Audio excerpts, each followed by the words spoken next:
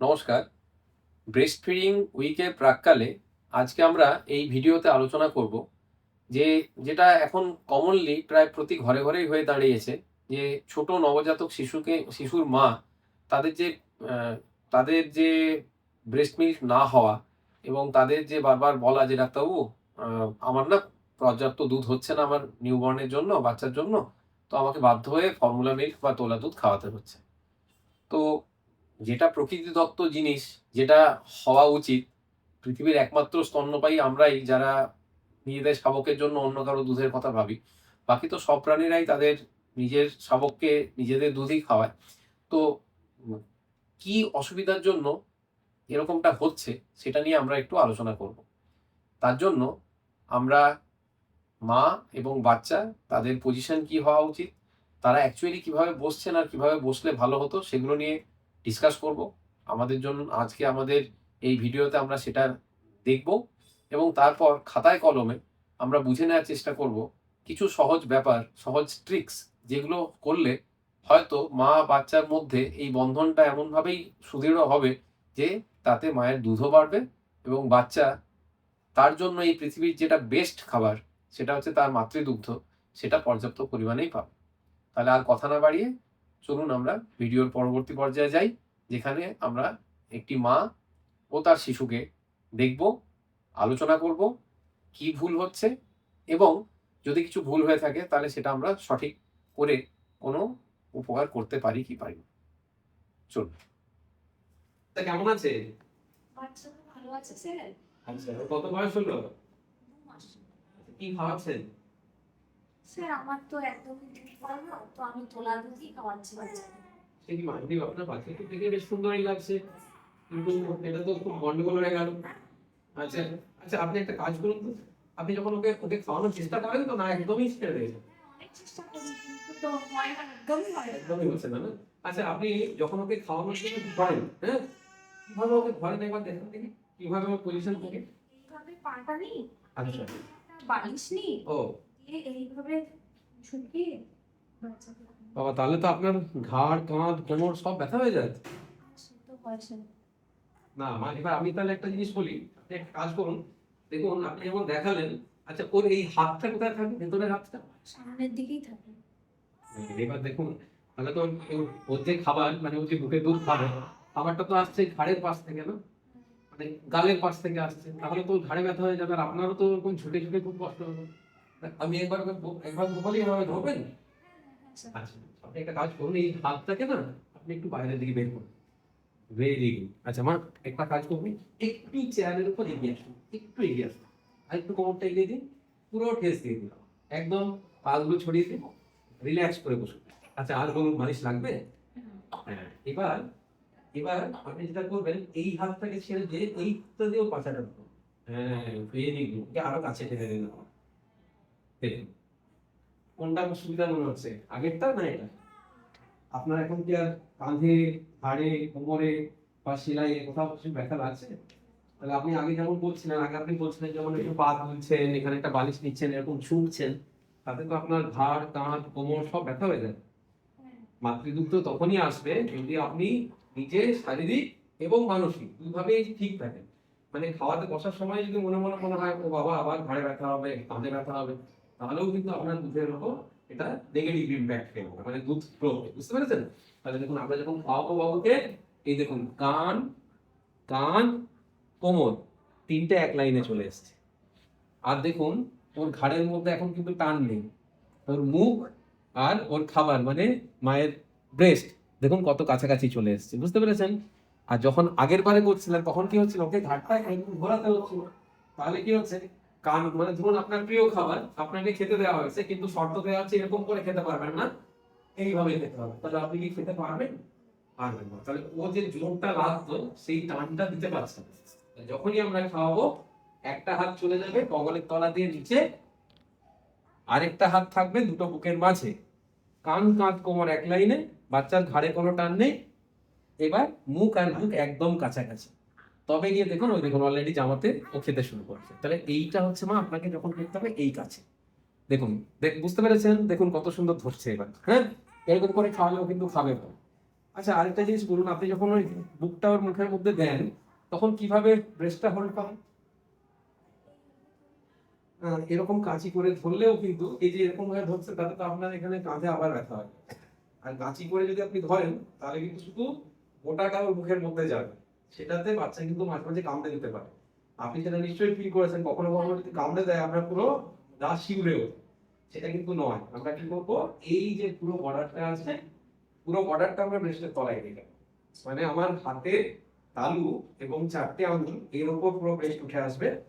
আমরা বড় করে এইভাবে ধরবো, এরকম কাঁচির মতো না, বড় করে এইভাবে ধরলে কি হবে, এইভাবে ধরলে এই অংশের মধ্যে থেকে আমাদের শুধুমাত্র মোটা না, মোটার পেছনে যে কালো অংশ মানে স্তনবৃন্ত, মোটা এবং স্তনবৃন্ত পুরোটা বাইরে বেরিয়ে আসবে, এটাও মুখের মধ্যে আপনি অফার করবেন। তাতে কি লাভ হবে?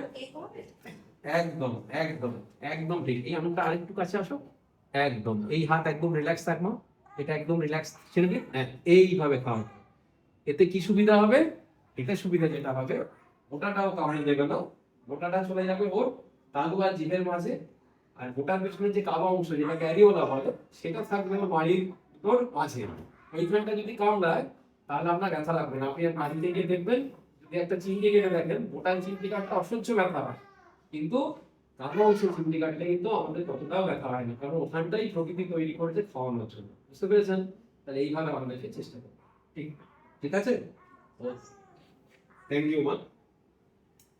তাহলে আপনি বুঝলেন তো যে ওই কিভাবে ধরলে একটু ভালো হয় দুধ খাওয়ানো। আচ্ছা, বাবুকে এখন কোথায় দিলেন? বাবার কাছে দিয়েছি। এবার না আমরা একটু দেখে নিই, যেগুলো আপনাকে এতক্ষণ আমি ওই বাচ্চা দিয়ে বললাম, একটু আমরা খাতায় কলমে দেখে নিই যে জিনিসটা কিরকম হয়। তাহলে আমরা কি কি খাওয়াতে পারি? 6 মাসের নিচের বাচ্চার জন্য আমাদের উচিত হচ্ছে ব্রেস্ট ফিডিং, যেটাকে আমরা ছোট করে এখানে বলছি BF। ঠিক আছে, আর আমাদের কাছে অপশন কি আছে? অপশন হচ্ছে আমরা অন্য কিছু ফর্মুলা ফিডিং করতে পারি, ফর্মুলা ফিডিং, অথবা অন্য কোনো প্রাণীর দুধ, অ্যানিম্যাল মিল্ক ফিডিং। ঠিক আছে, এবার দেখুন, ফিডিং মানে হচ্ছে খাওয়া। খাওয়ার হচ্ছে দুটো জিনিস আছে, কি এটা দুজনের জন্যই সত্যি। দুটো জিনিস, 1 নম্বর হচ্ছে কন্টেন্ট, মানে আমি কি খাচ্ছি, আর 2 নম্বর হচ্ছে প্রসিডিওর, মানে আমি কিভাবে খাচ্ছি। ঠিক আছে, তাহলে আগে ফর্মুলাটার কথা বলে নিই বা অ্যানিম্যাল মিল্ক বলে নিই। এটা আমরা কিভাবে খাওয়াতে পারি? হয় আমরা বাটি চামচে খাওয়াতে পারি, যেটাকে কাটোরিয়ান স্পুন বলে, কেস, অথবা আমরা ফিডিং বোতল দিয়ে খাওয়াতে পারি। ঠিক আছে, এবার ফিডিং বোতল যখন আমরা খাওয়াই, আপনি তো ফিডিং বোতল নিশ্চয়ই দেখেছেন, তার নিপলটা কীরকম হয়? এই রকম একটা লম্বাটে মতো নিপল হয়, এখানে এরকম ছিদ্র থাকে, বাচ্চা শুধু দুটো ঠোঁট দিয়ে এটাকে ধরে রাখে, আর এটা বাচ্চা যেহেতু মুখের ওপর নিয়ে রাখে, তাহলে এটা কি বাই গ্র্যাভিটি এমনি দুধটা বাচ্চার মুখের মধ্যে পড়তে থাকে। তাহলে এইটাকে যেটা হয়, এটাকে বলা হয় সাকিং, মানে বাংলাতে বললে এটা হলো চোষা। এবার আমরা চলে আসি মায়ের দুধের কথা। ব্রেস্ট ফিডিংয়েরও তাই দুটো জিনিস হবে, একটা হচ্ছে কন্টেন্ট আর একটা হচ্ছে প্রসিডিওর। কন্টেন্ট কি? ব্রেস্ট মিল্ক, BM লিখলাম, ব্রেস্ট মিল্ক। আর প্রসিডিওরটাকে বলা হচ্ছে breast feeding technique, breast feeding technique. Breast মিল্কের উপকারিতা বলা মানে আমার পক্ষে সম্ভব নয়, মানে এর এতই উপকার আছে যে বলতে গেলে সারা দিন রাত পেরিয়ে যাবে, তাও হচ্ছে বলে শেষ করা যাবে না। তাহলে আমরা প্রসিডিওরের কথাটা আগে জেনে নিই, প্রসিডিওর ঠিক হলে তবেই তো আমি কন্টেন্টটা ভালো খেতে পারবো। তাহলে প্রসিডিওর, ব্রেস্ট ফিডিং টেকনিক। দেখুন আমাদের মায়েদের বুক হয় কীরকম, আমি যদি ছবি আঁকি, তাহলে এটা হলো আমাদের মায়ের ব্রেস্ট, এটা হলো নিপল, এটা হলো অ্যারিওলা। এইটা দেখুন কেমন লম্বাটে মতো ছিল, এখানে কিন্তু তার গঠনটা সম্পূর্ণ অন্যরকম। এখানে আছে আমাদের দুধ আসার নালীগুলো, যেগুলোকে বলা হয় ল্যাক্টিফেরাস ডাক্ট। এখানে কিন্তু দুধ নেই, এই বোটার মধ্যে কোনো দুধ নেই, দুধ জমে আছে বোটার পেছনের যে কালো অংশ রয়েছে তার নিচে, এই ল্যাকটিয়ালসগুলোতে, মানে এখানে হচ্ছে দুধ। বুঝতে পেরেছেন? এবার কি হচ্ছে, ধরুন আপনি আপনার বাচ্চাকে তোলা দুধটা এই বোতল দিয়ে খাওয়াচ্ছেন, তাহলে ও তো এটা দিয়ে খেতে অভ্যাস হয়ে গেছে। ও তাহলে কি করছে, ছোট মুখ করে দুটো ঠোঁট দিয়ে শুধু এই জায়গাটাকে চুকচুক চুকচুক করে কি করছে, চুষছে। কিন্তু আমরা মায়ের বুক কি চুষে খেতে বলি না, আমরা কি বলি, মায়ের বুক টেনে খেতে। এটা হচ্ছে টানা, এটা ছিল চোষা, এটার ইংরেজিতে এটা হচ্ছে সাকলিং। এই একটা এল এক্সট্রা চলে এলো, তাতে কি হলো, এইটা করতে গেলে বাচ্চাকে ঠোঁট, তালু, চোয়াল, জিভ এবং মাড়ি 5টা অর্গান ইউজ করে এটা করতে হয়। তাহলে বোঝাই যাচ্ছে এটা অনেক কঠিন, এটা অনেক সোজা। এবার ছোট বাচ্চা, একবার যদি ওকে আমরা সোজা প্রসেসটা দেখিয়ে দিই তাহলে ও আর কখনোই কঠিন প্রসেসের দিকে নজর দেবে না। এই ছোট মুখ করে যদি বোতল চোষার অভ্যেস হয়ে যায়, যখন আপনি বুকে ধরাতে যাবেন তখন ও আপনার কিন্তু এই মোটাটুকু শুধু ধরে টানতে থাকবে, বলতে গেলে টানবে না, চুষতে থাকবে। এবার যেই মোটাটাকে ধরে চুষতে থাকবে, মাঝে মাঝে মোটাটা মাড়ি দিয়ে একটু চেপেও দেবে। যদি চেপে দেয় তাহলে কি হবে, এই যে নালাগুলো আছে এগুলো ব্লক হয়ে যাবে। যদি নালা ব্লক হয়ে যায় তাহলে দুধ আসা বন্ধ হয়ে যাবে। দুধ যদি না আসে তাহলে বাচ্চা কি হবে, পাবে না, রেগে যাবে, আরও জোরে চেপে ধরবে। আর এই জায়গাটা আপনি আজ বাড়ি গিয়ে একটু নিপেলে, মানে যেটা মোটা, ওখানে একটা চিমটি কেটে দেখবেন, অসহ্য লাগবে আপনার। আবার পর মুহূর্তে মোটার পেছনের যে কালো অংশ যেটাকে স্তনবৃন্ত বলে, ওখানে একটা চিমটি কেটে দেখবেন, দেখবেন এখানে আপনার অতটা লাগলো না, মনে হলো যেন একটা ক্রুড টাচ হয়েছে। আর এখানে চিমটি কাটলে পেন হবে। তাহলে বাচ্চা যখনই এই জায়গাটাকে আপনার ওই মাড়ি আর ঠোঁট দিয়ে চেপে ধরবে তখনই আপনি ব্যথা পাবেন। তাহলে বাচ্চা দুধ পাবে না, ও রেগে যাবে, ওর ভালো লাগছে না। আর আপনি যেটা খাওয়াতে গিয়ে আপনি ব্যথা পাচ্ছেন, মনের ভেতরে আপনার সবসময় একটা ভয় থাকবে, বাবা খাওয়াবো আবার হচ্ছে কামড় খাবো, কিন্তু এটা আপনি কারো কাছে বলতেও পারবেন না। তাহলে মানসিকভাবে আপনার ভেতরে ভেতরে একটা অবচেতনে ভয় কাজ করবে, এবং আপনি তাতে নিজেকে গিল্ট ফিলিংও হবে যে বাচ্চা আমাকে কামড়ে দিচ্ছে, এটাও আমি ভাবছি, বাচ্চা সম্পর্কে খারাপ কথা ভাবছি। এই ভাবা চিন্তা সব মিলে আলটিমেটলি আপনার কিন্তু মিল্ক কমে যায়।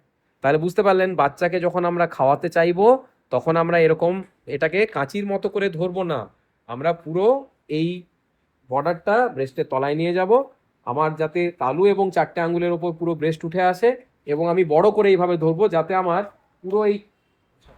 পুরো এই নিপল এবং অ্যারিওলাটা বাইরে আসতে পারে হাত থেকে। তাহলে কি হবে, বাচ্চা যাতে মাড়িটা দিতে পারে পুরো অ্যারিওলার ওপরে, যাতে নিপলটা বাচ্চার তালু এবং বাচ্চার জিভ এই দুটোর মাঝে থাকে, তাহলে নিপলটা আর ব্যথাও পাবে না, নিপলের যে ডাকগুলো সেগুলো ব্লকও হয়ে যাবে না। এবার বাচ্চা যখন এখানে চাপ দেবে, এই স্ফীত অংশে চাপ পড়ে দুধ এখান থেকে ঝরবে বাচ্চার মুখের মধ্যে, এবং তখন বাচ্চাও স্যাটিসফাইড হবে খেয়ে, এবং মা হিসেবে আপনি খাইয়ে আপনারও খুব ভালো লাগবে। এবার এই প্রসিডিওরটা যদি আপনি কন্টিনিউ করতে পারেন তবেই কিন্তু মিল্ক হবে। বাচ্চা যদি বুক না টানে তাহলে আপনি যতই ভালো খান, যতই ভালো থাকুন, আর যাই ওষুধ ব্যবহার করুন, আপনার মিল্ক কিন্তু হবে না। মানে এটাই প্রাকৃতিক নিয়ম। বাচ্চার মায়ের দুধ তখনই আসবে বাচ্চা যদি ভালো করে প্রপারলি সাকলিং করে, মানে বাচ্চা যদি মায়ের বুক টানে। তাহলে আমি বোঝাতে পারলাম যে কিভাবে প্রসিডিওরটা গুরুত্বপূর্ণ। তাহলে আপনি, অনেক মা বলেন যে ডাক্তারবাবু আমি তো দুধটা গালি গেলে আমি বাটি চামচে খাওয়াই বা বোতলে খাওয়াই, সেটাও কিন্তু ব্রেস্ট ফিডিং হলো না, সেটা হলো ব্রেস্ট মিল্ক ফিডিং। কিন্তু ব্রেস্ট ফিডিং হতে গেলে আপনার যেমন ব্রেস্ট মিল্কের ভালো গুণগুলি পাবেন, তেমনি বুকটা টেনে খাওয়ার জন্য যে বেনিফিটগুলো সেগুলোও কিন্তু আপনার বাচ্চা এবং আপনি পাবেন। কীরকম বেনিফিট, বাচ্চা যতই বুক টানবে তত তালু, চোয়াল, মাড়ি এগুলোর গঠন এবং জোর বেশি হবে, আপনার সাথে ওর বন্ডিং বেশি হবে। ছোট বাচ্চা এই যে জোর দিয়ে টানছে তাতে ওর হার্ট, লাংস সব কিছুই সুস্থ সবল বেশি হবে। এবং মা হিসেবে আপনি এটা কি বেনিফিট পাবেন, যত বাচ্চা এগুলো মানে টানবে তত আপনার শরীরের মধ্যে বিভিন্ন রকম হরমোনের যে প্রভাব আসবে, তাতে প্রেগনেন্সির এই ডেলিভারি হওয়ার পরে যে ব্লিডিং বেড়ে যায় মায়েদের, হ্যাঁ, যেটাকে পোস্টপার্টাম হেমারেজ বলে, সেখান থেকে অনেক মায়ের আগে মৃত্যুও পর্যন্ত ঘটতো, অ্যানিমিয়া হয়ে যেত, সেই জিনিসগুলো অনেক কম হয়ে যাবে। আপনার শারীরিক যে চেঞ্জগুলো হয়েছিল প্রেগনেন্সিতে সেগুলো আবার প্রি প্রেগনেন্সির স্তরে ফিরে যাবে তাড়াতাড়ি। মিল্ক অনেক দিন ধরে হবে, ন্যাচারাল কন্ট্রাসেপশন হবে যাতে আরেকটি বাচ্চা চলে না আসে সেটার থেকে, এবং আরেকটি বাচ্চা চলে আসা মানে আপনার শরীরের ওপর তার মানে অপরিসীম ক্ষতি। যদি খুব তাড়াতাড়ি দুটি বাচ্চা আসে তাহলে মায়ের শরীরের ওপর এটা অপরিসীম ক্ষতি করে, তাহলে সেটাকেও কিন্তু এটা আটকাবে। কিন্তু সেটা গেলে দুধ খাওয়ালে হবে না, বাচ্চা যত টানবে তখন সেটা সম্ভব হবে। পৃথিবীতে একমাত্র আমরাই এরকম স্তন্যপায়ী প্রাণী আছি যারা, মানে আমাদের মায়েরা ঠিক থাকা সত্ত্বেও আমরা হয়তো আগের জিনিস কিছু ভুলে গেছি বা একটু অজ্ঞানতার জন্য আমরাই কিন্তু লার্জ স্কেলে অন্য অন্য মিল্ক খাওয়াই। অন্য কোনো প্রাণী কিন্তু তার শাবকের জন্য অন্য কারো দুধের অপেক্ষায় বসে থাকে না, সে কিন্তু তার নিজের দুধই খাওয়ায়। কেন এটা দরকার একটা সহজ উদাহরণ দিয়ে বলি। আপনি কখনো ওই গরুর বাচ্চা মানে বাছুর দেখেছেন? বাছুর হওয়ার 1 ঘন্টার মধ্যে দেখেছেন তিরিং বিড়িং করে লাফাতে লাফাতে ছুটে চলে যায়, অথচ ওরকম করে তিরিং বিড়িং করে লাফাতে আমাদের মানুষের বাচ্চা হিউম্যান ইনফ্যান্টের কত বছর সময় লাগে? কম করে 1.5 থেকে 2 বছর। তাহলে বুঝতে পারছেন দুজনের শারীরবৃত্তীয় প্রয়োজন বা ফিজিওলজিক্যাল নিড সম্পূর্ণ আলাদা। একটা গরুর বাচ্চার নিড হচ্ছে ফিজিক্যাল ডেভেলপমেন্ট। বাচ্চা হওয়ার সাথে সাথে তাকে দাঁড়িয়ে পড়তে হবে, তাকে খাবার সংগ্রহ করতে হবে, তাকে ছুটে চলে যেতে হবে। কিন্তু একটা মানুষের বাচ্চার নিড হচ্ছে ব্রেনের বিকাশ, বুদ্ধিমত্তার বিকাশ। যে কারণে প্রথম 2 বছরে আমাদের শরীরের মধ্যে অতটা বড় সড়ো ব্যাপার কিছু আমরা অত চেঞ্জ বুঝতে পারি না। ছোট বাচ্চা বাবা মায়ের কাছে ছোটই থাকে, কিন্তু ব্রেনটা ভেতরে ভেতরে মারাত্মকভাবে পরিবর্তিত হতে থাকে। অলমোস্ট 95 থেকে 97% ব্রেনের ডেভেলপমেন্ট কিন্তু প্রথম 2 বছরের মধ্যেই হয়ে যায়। তাহলে বুঝতেই পাচ্ছেন যে ব্রেনের বিকাশের জন্য আমার দরকার ছিল মাতৃদুগ্ধ, মানে মানুষের বাচ্চার জন্য মানুষের মায়ের দুধ, আর গরুর বাচ্চার জন্য গরুর মায়ের দুধটা কি ছিল, ওর ফিজিক্যাল ডেভেলপমেন্টের জন্য। এবার আমরা মানুষরা তারা কি করলাম, গরুর দুধটাকে নিয়ে এসে আইদার অথবা প্রসেস করে আমরা আমাদের বাচ্চাকে খাওয়াচ্ছি। তাহলে আমার বাচ্চার যে ফিজিওলজিক্যাল নিড সেটা কি ম্যাচ করবে? করবে না। তাহলে বুঝতে পেরেছেন? আপনি যে আজকে এত ধৈর্য ধরে সব শুনলেন, আপনি দেখলেন, আশা করি আপনি বাড়ি গিয়ে এগুলো নিশ্চয়ই চেষ্টা করবেন। এবং শুধু আপনিই নয়, আপনার আশেপাশে যারা আছেন তাদেরকেও এই জিনিসগুলো বোঝাবেন, হ্যাঁ, যাতে আমরা চেষ্টা করব, আমরা যাতে নিশ্চয়ই আমরা পারবো। আমরা মানুষ এত কিছু করতে পারছি, চাঁদে চলে যেতে পারছি, হ্যাঁ, রকেট চালিয়ে নিতে পারছি, আর একটা যেটা আমাদের প্রকৃতি আমাদের দিয়েছে আমরা সেটা ভুলে গেছি, সেটাকে আমরা আর ফেরত আনতে পারবো না? অবশ্যই সেটা আমরা ফেরত আনতে পারবো। তাহলে আপনি নিজেও এটা নিজের বাচ্চার উপরে অ্যাপ্লাই করবেন, এবং পারিপার্শ্বিক যত আপনার বন্ধু বান্ধব আছে তাদেরকেও কিন্তু এটা করতে এই সহজ প্রসেসটা একটু বোঝাতে হেল্প করবেন। ঠিক আছে? ধন্যবাদ, নমস্কার।